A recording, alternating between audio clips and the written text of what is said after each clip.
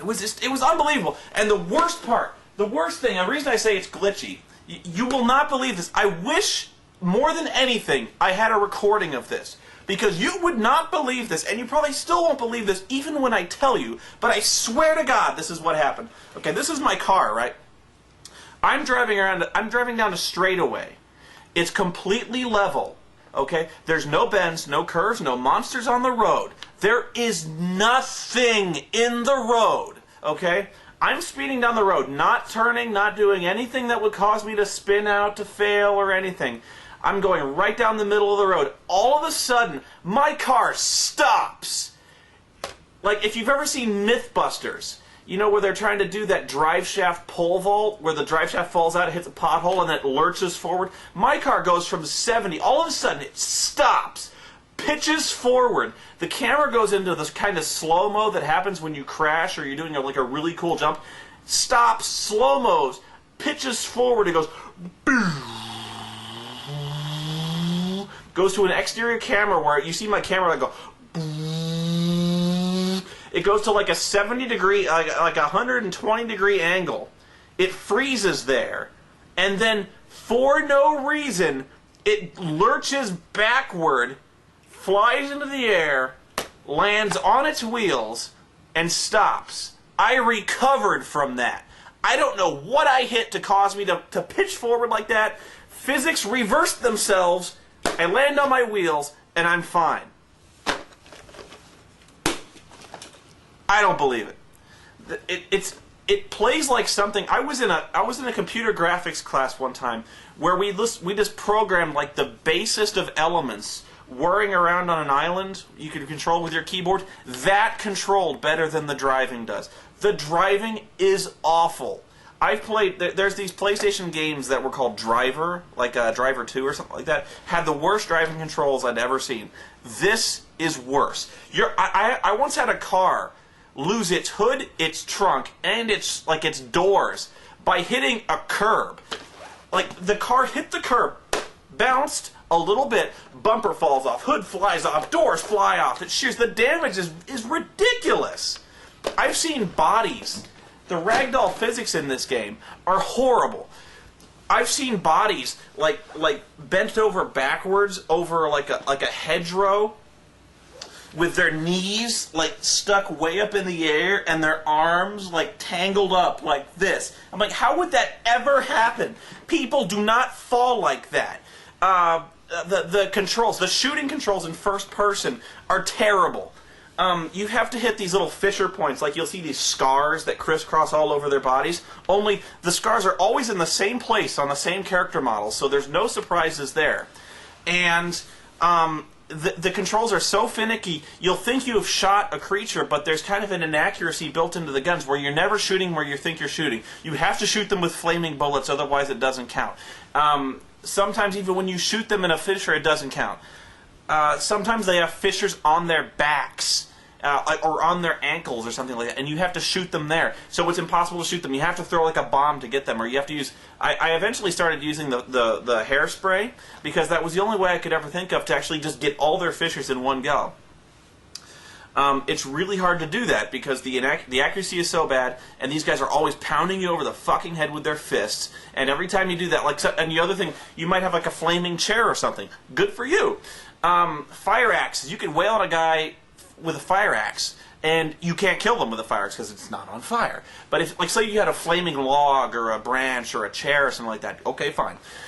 You can set them on fire with that, but as soon as they hit you, you drop the thing, you fall on your ass, and the chair goes flying. You can never hold on to this stuff. So the combat is just, it's just awful. And the real draw of this one is, I'll just tell you this now. Most survival horror games are really bad. The controls, it's not unique to say a survival horror game has bad controls. Resident Evil has always had bad controls. But you played through it.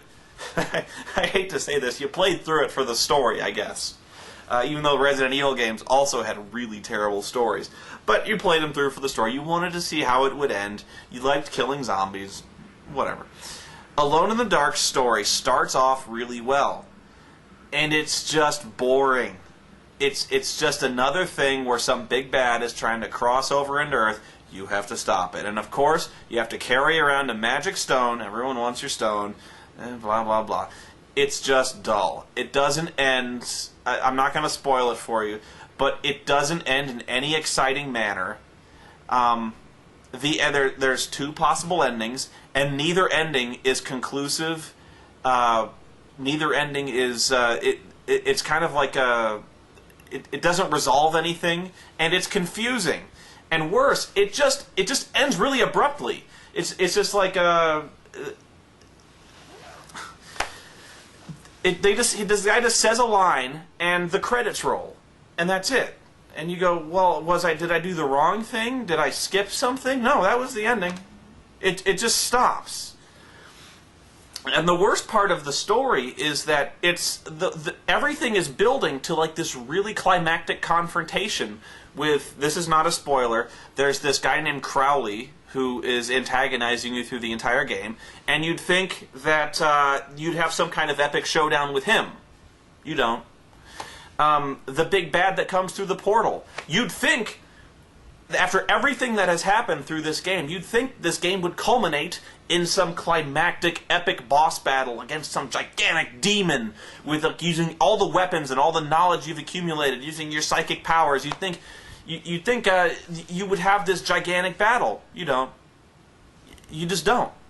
So it wastes all these opportunities.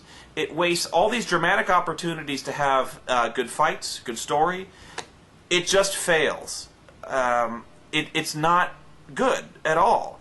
So even if you're playing through this for the story, if you're willing to tolerate all of this, you're going to be really disappointed. It feels like a game that's not finished.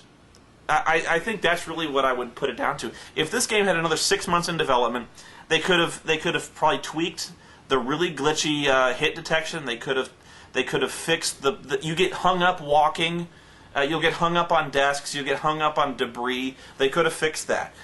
They could have maybe done something with the driving. That's really what doesn't feel finished. They could have maybe thought of better uses for some of the inventory items. Left some of them out entirely. Like, come on. Do you really need to replace batteries in your flashlight? I know that's kind of a horror game trope, but it's not something that needs to be in games. Flashlights will last you through the night. If you have fresh batteries in them, they'll last. Batteries in this game run out after like 4 minutes of use. Get a new flashlight if that's your problem. You're throwing D-cell batteries in a flashlight. You have to use up one of your inventory spots to carry this shit around. It's bullshit. It's just not fun. You'll have to restart all the time because you get killed for bullshit reasons. The black oil, the driving.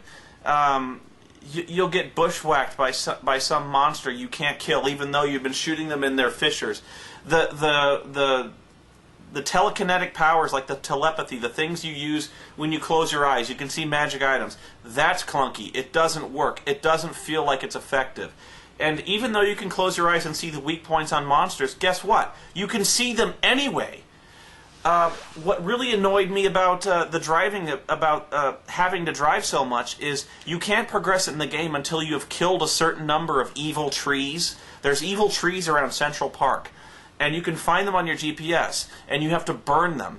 And when you burn them, your psychic power increases. But at certain points in the game, it'll just stop you. It'll stop you cold in the middle of the narrative and say, oh, well, your psychic vision has to be at least 35. No, actually, it had to be at 75. I had to waste 2 hours running around, driving, killing trees. You know what? Fuck you, okay? I did not buy this game so you could stop me in the middle of the story and you could tell me to go do my homework. It's busy work. It's artificial padding for the game to make it longer. The game is already really short. You can finish it in about I'd say 6 hours. And then you go and prolong it with this bullshit busy work of burning trees. Trees which don't fight back. It's just dull. It doesn't work. So, I'm sorry, but that is my review of Alone in the Dark. Avoid it. Do not play this game. See everyone, I will be back with Dirty Dancing. Play something else.